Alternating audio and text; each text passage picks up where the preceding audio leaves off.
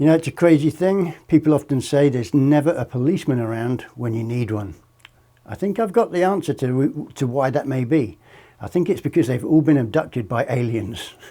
And that is a summary of tonight's story.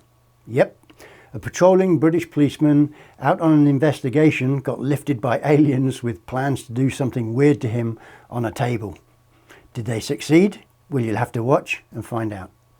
But before we get into all that, I'd like to welcome you all. This week I'm shouting out to Vincent Niger, Evan Osborne, Aaron Lewis, Jedi Ducky and Grim T, who are all just a few of the awesome subscribers I've interacted with this week in the comments of some of the channel videos. I'd like to take this time to ask you to subscribe if you haven't already, and to give a solid left hook to that notifications bell so that you'll be updated as and when new content is available from yours truly. Also, if you'd like to suggest a story that I should consider creating a video for, please mention that in the discussions tab on the channel's homepage. It's a little used feature on YouTube, but it's great for interacting with the subscribers. But enough of all that, let's get settled in with today's tale, a story with otherworldly intrigue that also links a murder and some potentially shady dealings by the British Secret Service. Folks, this is the Todmorden incident here on the flip side.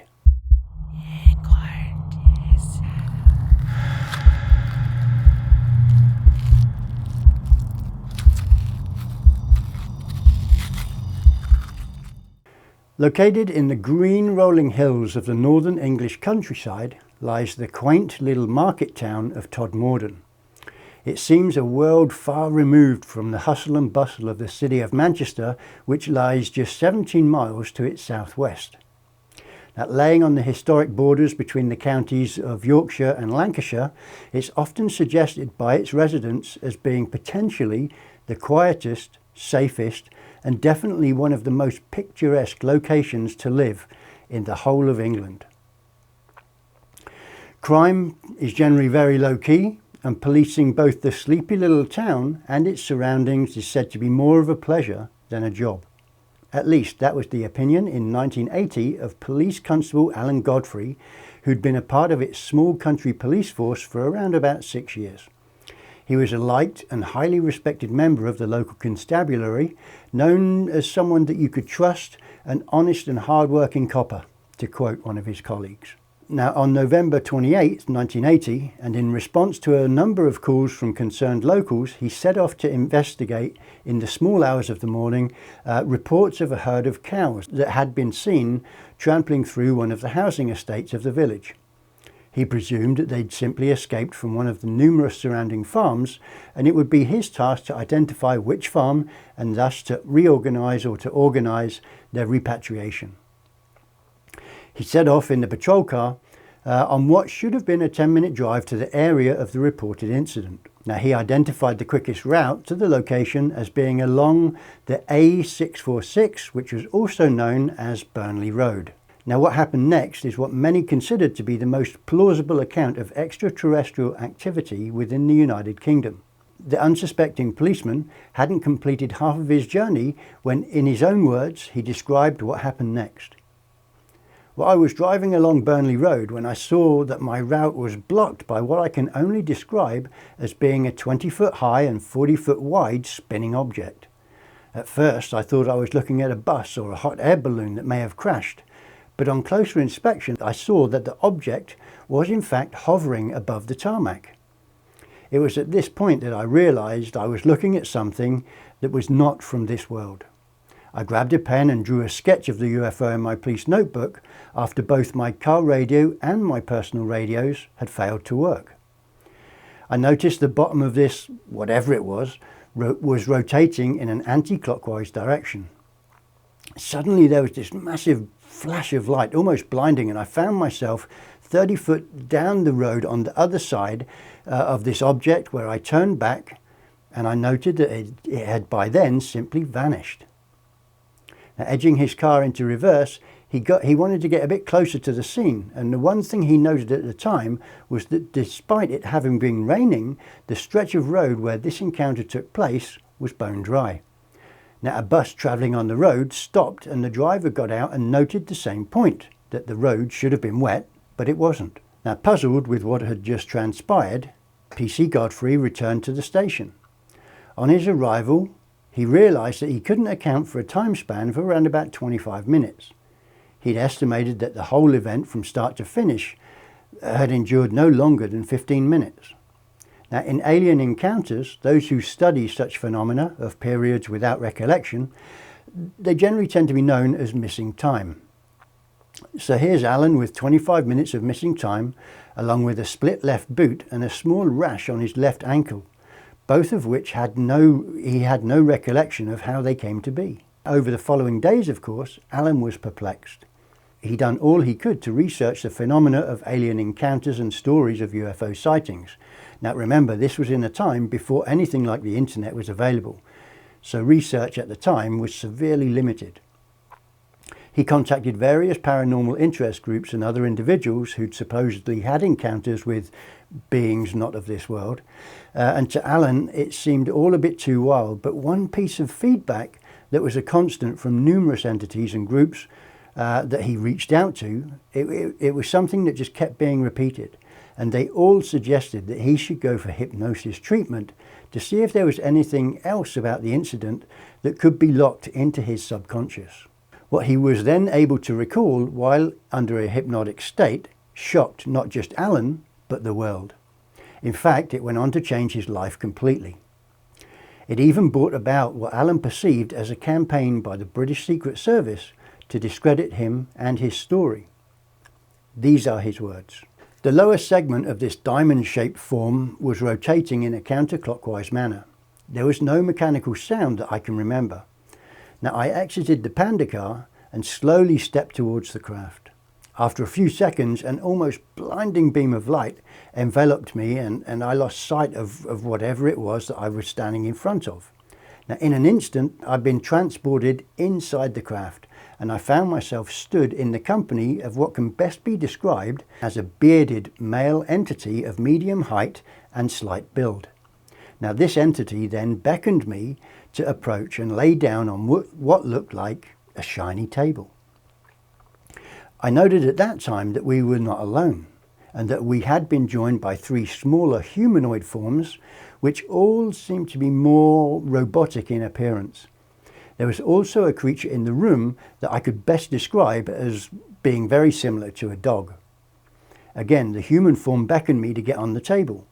Now, it was at that point that I felt the smaller robotic entities and this dog take a hold of my left ankle and try to drag me towards the table. Now, I began to struggle against that, and as soon as I did, a blinding light once again occurred, after which I found myself sat once again in my panda car. Within a few moments, the object had disappeared. Now, a couple of days after the policeman's ordeal, an inspector from West Yorkshire Police paid a visit. He came down to Todmorden police station and requested to speak to Godfrey about what he'd seen. He viewed the sketch that Alan had drawn and quizzed him on the details of his encounter. But before he left, he took a moment to reassure Godfrey that his honesty was not in question. He told him that he was not alone. Other police constables had also seen the strange craft. Now, as it turns out, 3 other police officers in the nearby town of Halifax had also seen something that same night.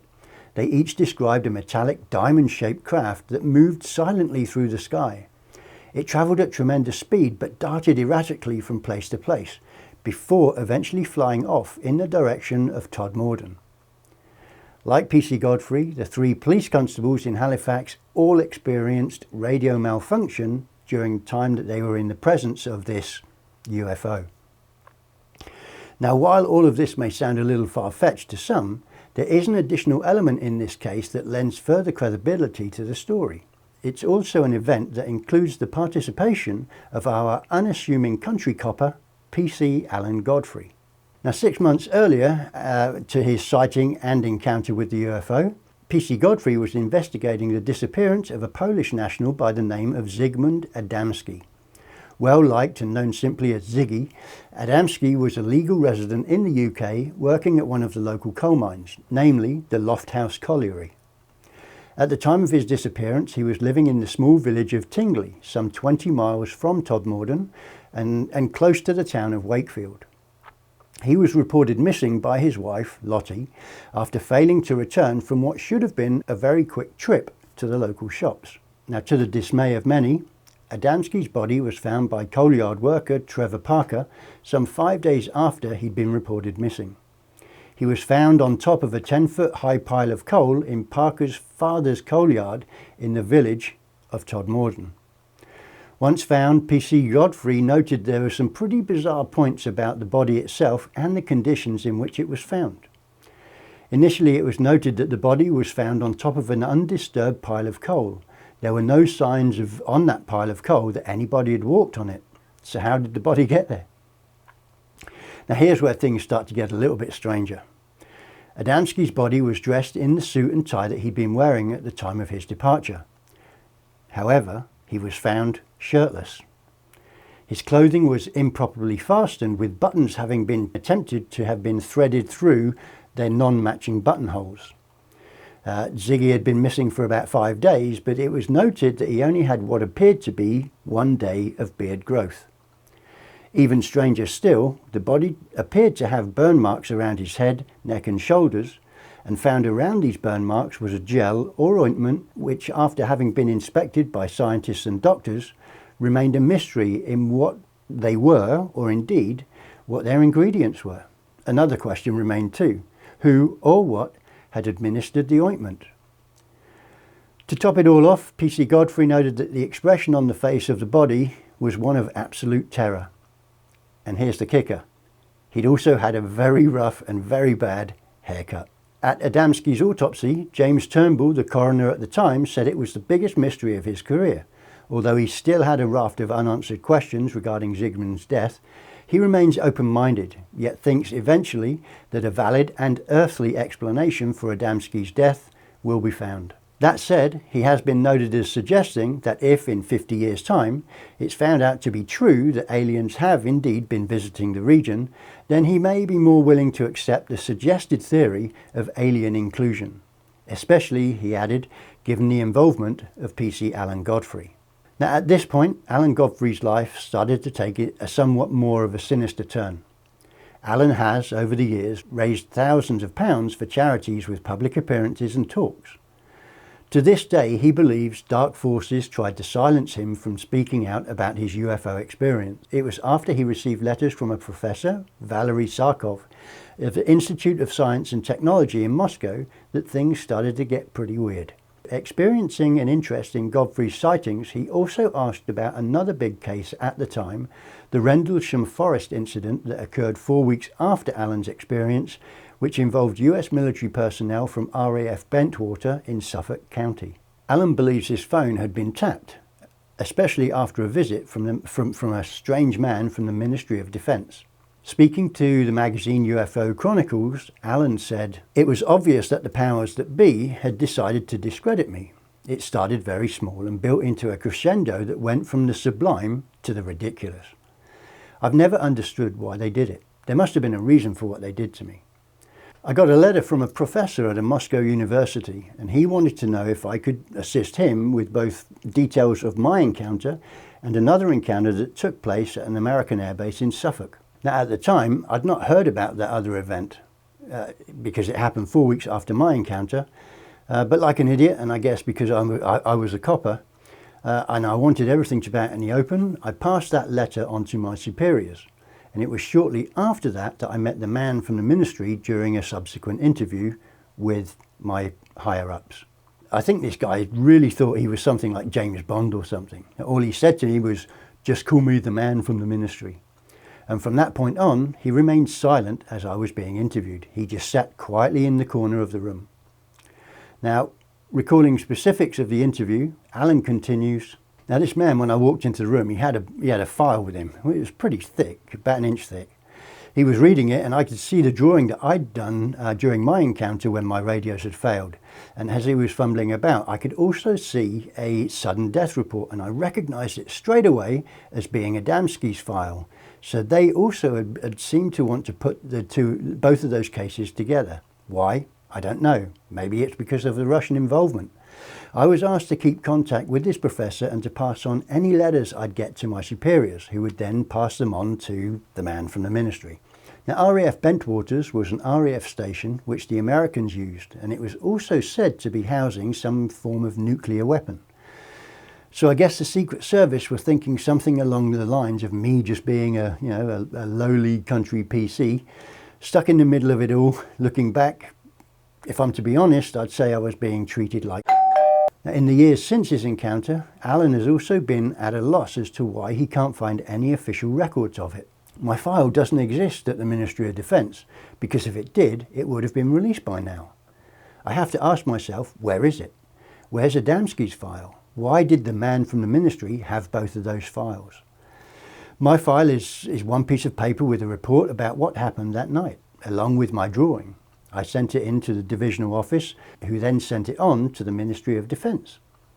Either it's been classified or the police got rid of it, which I doubt, because bloody James Bond wouldn't have got involved otherwise. Alan, who is now a granddad of 3 and sadly recently battled a brain aneurysm along with sepsis, remains open-minded about his experience. He remains convinced, however, that what he saw 40 years ago was indeed an alien craft. And he also adds, if I'd have thrown a bloody brick at it, it would have gone bang. You know, it's been 40 years since the incident, and I've never tried to influence anyone's opinion about UFOs or aliens. I just got on with my life. I had way more important things to do with my life back then. I got 2 commendations as a copper, which you don't get very often. I just loved my job, and I'm not out to convince anybody what's the point. What I saw that night was a nuts and bolts solid object. It wasn't a hallucination. I didn't fall asleep.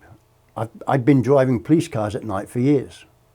What I saw that night with my hand on my heart was a UFO. I had no idea whether it was extraterrestrial or man-made, but of course, I'd like to believe it was an extraterrestrial craft because it was, pretty fascinating.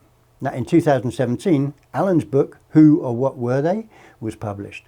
He added, I just wanted to write down in my own words what happened out there, and because there's been just a lot of hearsay over the years.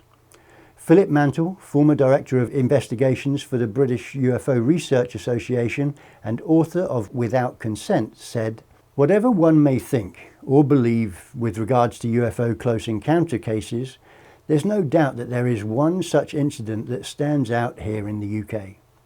And that case is the one involving PC Alan Godfrey. Godfrey's account has been scrutinised from day one, and his recollection of it has never changed.